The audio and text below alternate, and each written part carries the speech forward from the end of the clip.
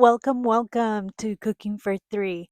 Today we are making the easiest, most juicy baked chicken. And you can do this recipe with chicken breast. You can even do it with drumsticks. It's very forgiving and will always taste super juicy and delicious. So for this recipe, it's key to use this little packet of Goya seasoning. It is delicious.